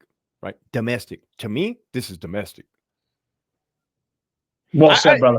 I burned the bridges, man. I mean, I burned the boats. When I quit, there was no going back for me. There was no going back. People are like, weren't you afraid? Aren't you afraid that they're going to come after you? I'm like, you think if I was afraid, I would have even did any of this? Like, come on. I know what I got myself into, and I'm willing to ride this motherfucker out. I don't care.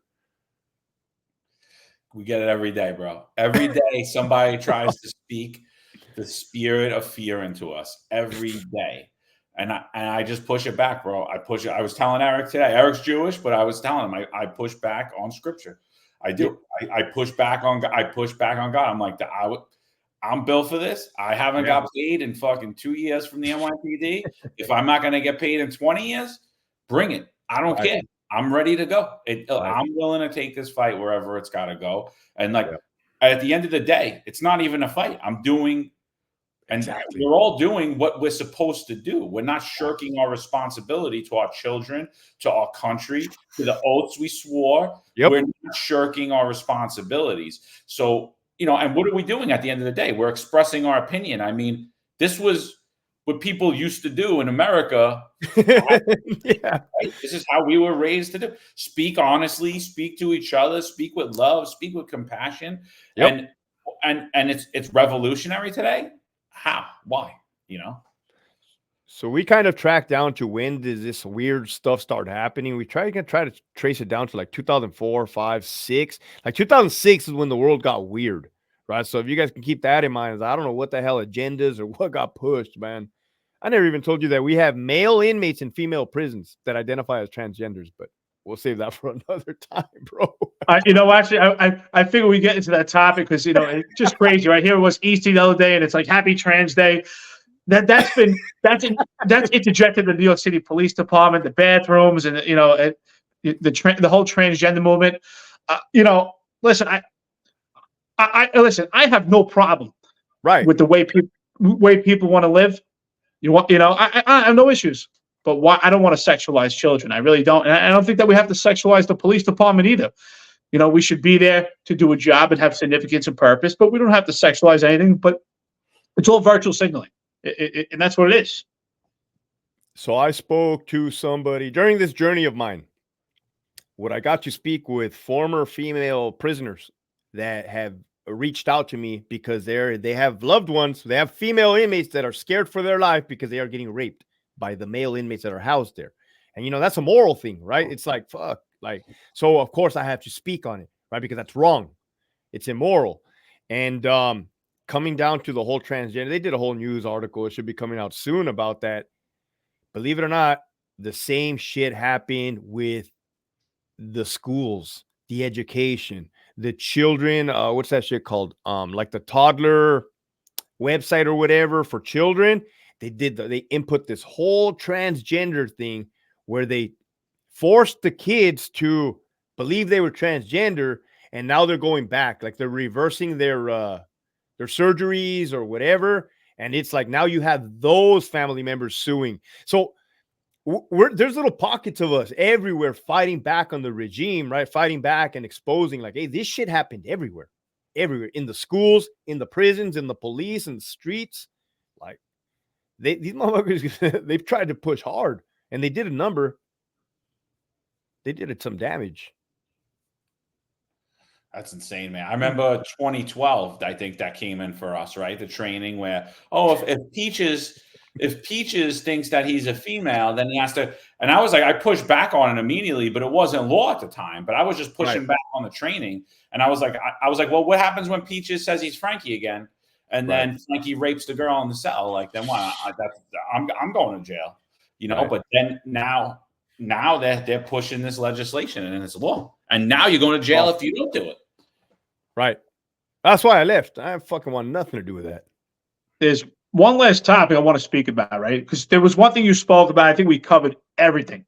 The last topic we didn't get a chance to go into is the whole DEI movement, which we see in the New York City Police Department. You had mentioned it, that they're pushing, like for one instance, they were pushing 30% females. And we see that happen in the New York City Police Department. Well, we got the first Hispanic this, the first Black female this. Did you also see that in corrections? I keep seeing DEI on all my comments on my videos. So I actually Googled it yesterday. What the hell does DEI mean?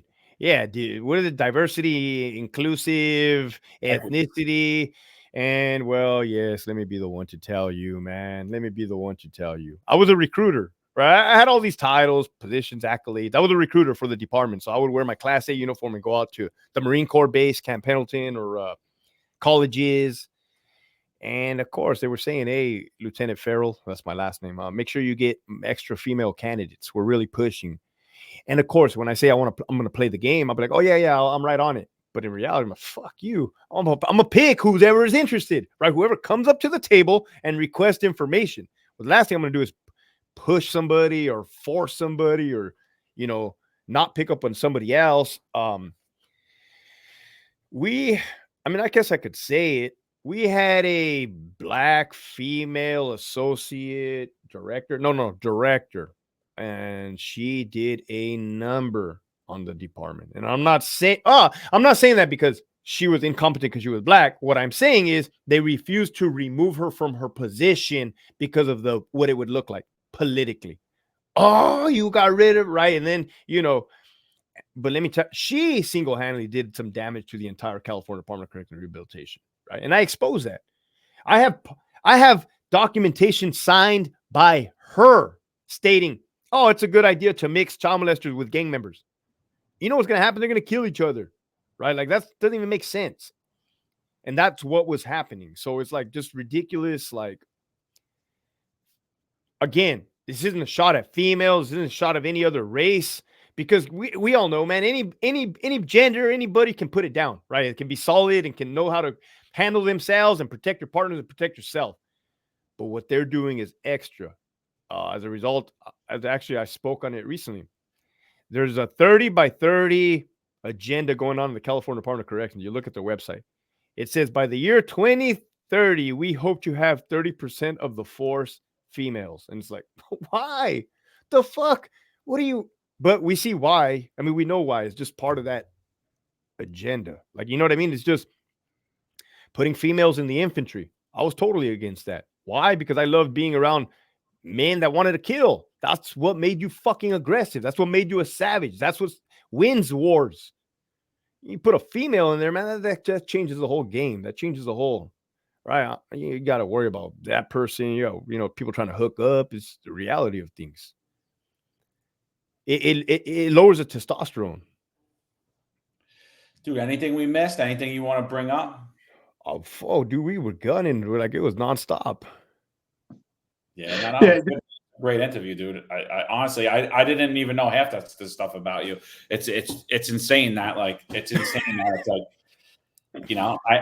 and we've been running into people like this constantly where it's like, I'm like, I don't even know this person existed. And like, we live the same life, So I have a network of about five, maybe six good dudes on this side of California, LAPD, LA sheriffs, Riverside, and I'm going to plug them in with you guys. I'm going to connect them with you guys, and you guys can talk and network and do your thing, man.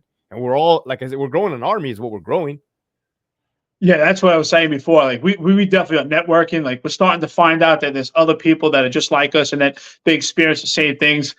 I have to say, I was telling John when I saw your stuff, I was like, this guy is just like us. Man, I'm super impressed. Honestly, I thank you for everything you do. And it really does take guts to be in this position.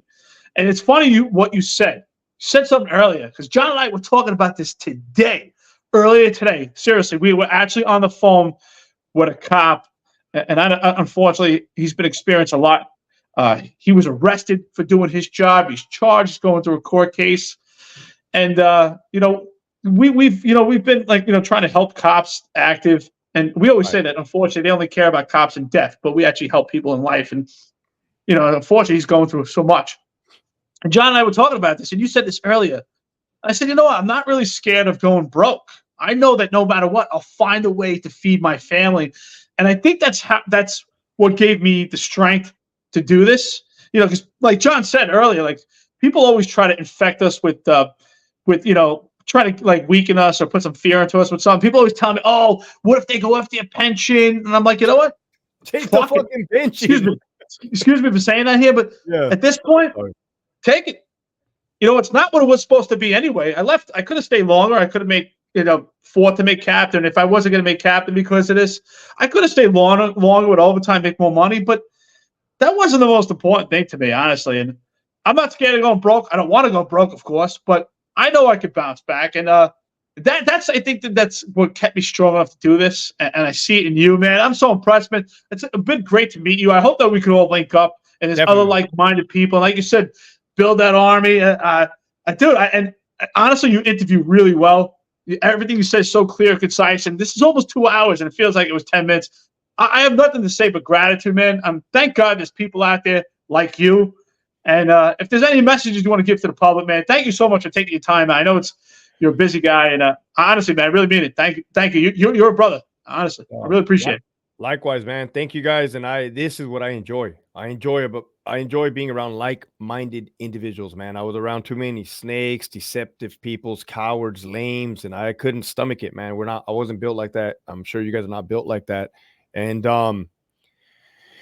America has changed, right? But those of us that remember what it was like, I always say I'm bringing it back. We're bringing it back because we don't have to reinvent the wheel. We just have to go back to where it was before it got crazy, right? It's like just undo everything that God did. And man, speak the truth, stand up for something, or you'll fall for anything. I love it. Ladies and gentlemen, the great and powerful Hector Bravo. Be back at you. Law enforcement professionals dedicate their lives to serving and protecting our community. But who's protecting their financial futures? That's where Laidlaw Blue comes in. Our wealth management platform is specifically designed for the law enforcement community. Laidlaw Blue is a division within Laidlaw Wealth Management, run by retired New York City detective John McDermott. His status as a retired detective uniquely positions him to establish a deep connection between Laidlaw Blue and the law enforcement community. Our platform is easy to use and provides a range of financial services, including investment management, retirement planning, and insurance solutions. With Laidlaw Blue, you can secure your financial future and provide for your loved ones. Our team of experienced financial advisors understands the unique challenges and opportunities that law enforcement professionals face. We're here to help you navigate the complexities of financial planning and achieve your goals. Laidlaw Blue. Secure your financial future today. Book a meeting using the QR code displayed or call us directly on 888 901 Blue. That's 888 901 Blue.